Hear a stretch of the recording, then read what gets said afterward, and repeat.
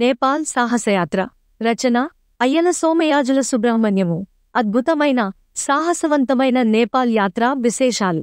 ఆద్యంతము ఆహ్లాదకరమైన ప్రకృతి, దగుర్పాటు కలిగించే ప్రయాణాలు, మానసోల్లాసము కలిగించే చక్కటి హిమబిందువులతో కూడిన పిల్లగాలులు అన్నీ కలిసి మనలను ఎక్కడికో మరోలోకానికో, సుందర సుదూర తీరాలకో బొంపోవుచున్న అనుభూతులు. ఇదిగో నవలోకం వెలసే మనకోసం అన్నట్లు సాగింది. మార్చి 23న హైదరాబాద్లో బయలుదేరి ఫ్లైట్లో బెంగళూరు చేరుకున్నాము. అరగంట తర్వాత బెంగుళూరు నుండి మరొక ఫ్లైట్లో గోరఖ్పూర్ చేరుకున్నాము. ఆ రోజు అక్కడే బస చేశాము. గోరఖ్పూర్ హిందువులకు మరియు బౌద్ధమతస్థులకు పుణ్యస్థలము. బుద్ధుడు నిర్యాణము చెందిన ప్రాంతము. గోరఖ్నాథ్ వెలసిన ప్రాంతం. శివుడు గోరఖ్నాథ్గా వెలసిన పుణ్యభూమి. బౌద్ధమతంలో మహాయాన శాఖకు చెందిన మందిరాలు అతి నిశ్శబ్ద వాతావరణంలో ప్రశాంతంగా తపస్సు చేసుకుంటున్నట్లు ఉన్నాయి. ఆ మందిరాలను దర్శించాము. మరుసటి దినము బస్సులో నేపాల్కు బయలుదేరాము.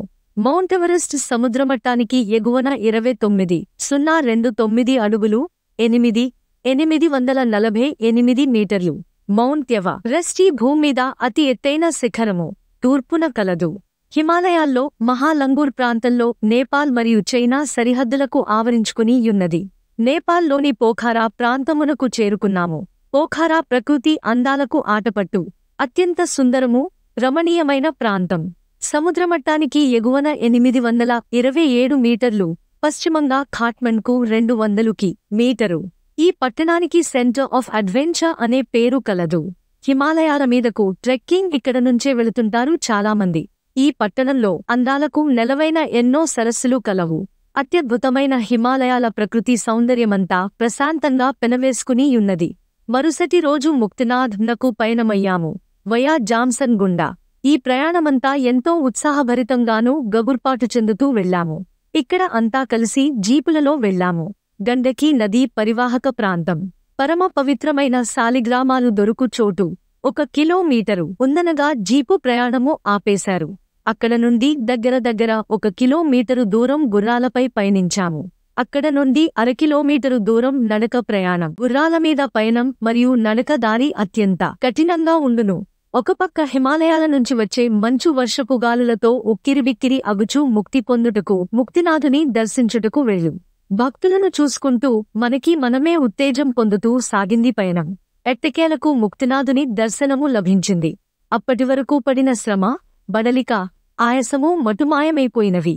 అక్కడ ఉన్న 108 చల్లని గుండాల నీటిని తలపై సంప్రోక్షించుకుని బయటకు వచ్చాము. ఎంతో పవిత్రమైన పుణ్యస్థలంగా హిందువులు, బౌద్ధులు విశ్వసిస్తారు ముక్తినాథ్ లోయను.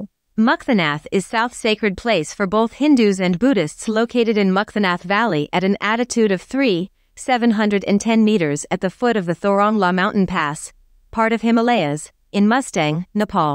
ముక్తినాథుని హైందవులలో వైష్ణవ సంప్రదాయము వారు 8 ప్రముఖ వైష్ణవ క్షేత్రములలో ఒకటిగా తలంతురు. మిగిలిన 7 శ్రీరంగము, తిరుపతి, శ్రీముఖము, నైమిషారణ్యము, తోటాద్రి, పుష్కర్ మరియు బదరీనాథ్.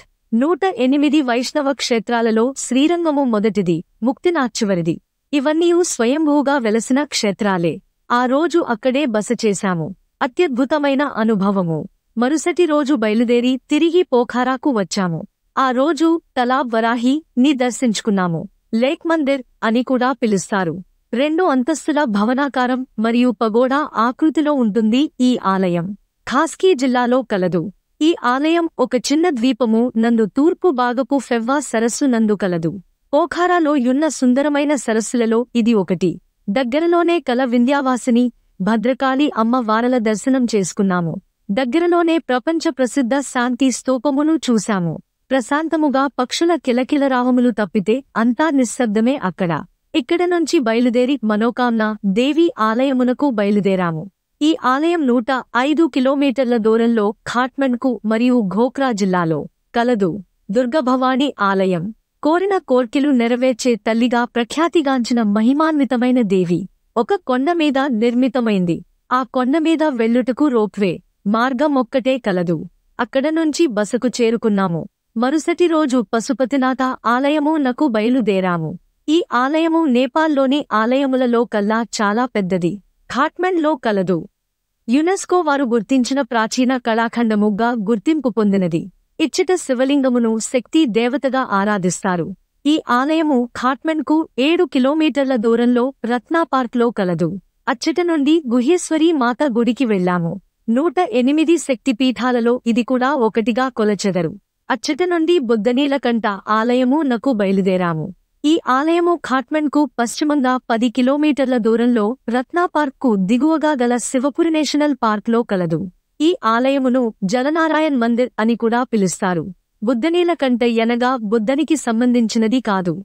బుద్ధ నీలకంఠయ్యనగా నీలపు నాలుకయ్యని అర్థము. ఎల్లప్పుడూ నీటిలో తేలియాడుతూ ఉంటారు ఈ స్వామి విగ్రహము. అందుకే జల్నారాయణ్ అని కూడా పిలుస్తారు. ఇచ్చట నుండి కాలభైరవ ఆలయమునకు పయనమైతిమి. పరమశివునిచే సూచించబడినవాడు. ఈ ఆలయాన్ని మళ్లీ పునర్నిర్మించిన చక్రవర్తి బహదూర్ షా 1851లో అక్కడ నుండి చిట్వా జంగల్కు బయలుదేరాము. రాత్రి అక్కడే బస. అత్యద్భుతమైన అడవి. చుట్టుపక్కల అంతా కీకారణ్యము. అందులో అతిథి గృహాలు. జంతువులు తిరిగే అన్ని చోట్ల మొత్తము ఇనుప కంచెలతో మొత్తం చుట్టబడి ఉంది. రాత్రిపూట ఎక్కువ జంతువులను చూడలేకపోయాము. మరుసటి రోజు జనక్పురికి బయలుదేరాము. సీతమ్మ వారి పుట్టిల్లు, సీతారాముల కళ్యాణము జరిగిన ప్రదేశము, జానకీ మందిరము అత్యంత వైభవోపేతంగా, కళాత్మకంగా, సుందరమైన కళాకృతులతో నిర్మించబడింది. భారతదేశ ఆర్థిక సహాయ సహకారములతో నిర్మించబడినది. వివాహమంటపము ఎంతో విశాలంగా, ఎంత దూరము నుండి చూచినా చూపరులకు కనువిందు చేయును. ఆ రోజు అక్కడే బస. మరుసటి రోజు లుంబిని వనము నకు పయనమైతిమి. బుద్ధుని జన్మస్థలము. బుద్ధుని జననము 623 బీసీ. లుంబిని వనములో పుట్టెను. రూపాన్దేహి జిల్లాలో కలదు. చుట్టుపక్కల అంతా పెక్కు బుద్ధుని విగ్రహములు. ఆయన బోధించిన ప్రవచనాలు చాలా చోట్ల చెక్కబడ్డాయి. బంగారు పూతతో అన్ని విగ్రహాలు, స్తూపాలు ధగధగ కాంతిలో మెరుస్తున్నాయి. ఇక్కడ నుండి వింధ్యవాసిని ఆలయమునకు వెళ్లాము. పోఖారాలోని అత్యంత ప్రముఖమైన ఆలయము. సముద్రమట్టానికి ఎగువన 3000 అడుగులలో అన్నపూర్ణ మరియు మచ్చపుచ్చారే హిమాలయ శిఖరముల దగ్గర ఉంది. ఇక్కడ నుండి స్వయంభునాథ స్తూపము నకు బయలుదేరాము.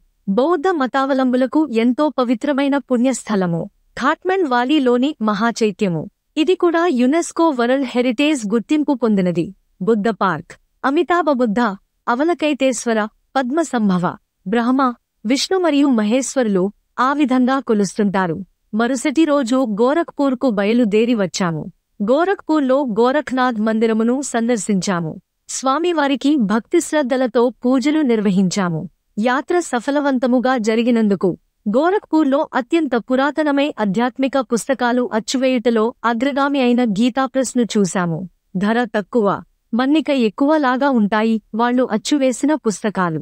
కొన్నిటిని ఖరీదు చేశాము. ఆ రోజు గోరఖ్పూర్లో బస చేసి మరుసటి రోజున తిరుగు ప్రయాణము. గోరఖ్పూర్ టు బెంగళూరు టు హైదరాబాద్ ఫ్లైట్లో వచ్చేశాము. హిమగిరి సొగసులు, మురిపించను మనసులు అన్నట్లుగా కొనసాగింది మా నేపాల్ సాహసయాత్ర. సమాప్తం. మరిన్ని చక్కటి కథల కోసం, కవితలకు, వెబ్ సిరీస్ కోసం మన తెలుగు కథలు కామ్ విజిట్ చేయండి. మీరు మెచ్చే చక్కటి తెలుగు కథలను స్పష్టమైన ఉచ్చారణతో, వినాలనిపించే గాత్రంతో మన తెలుగు కథలు .com వారి యూట్యూబ్ ఛానల్లో పూర్తి ఉచితంగా వినండి, చూడండి.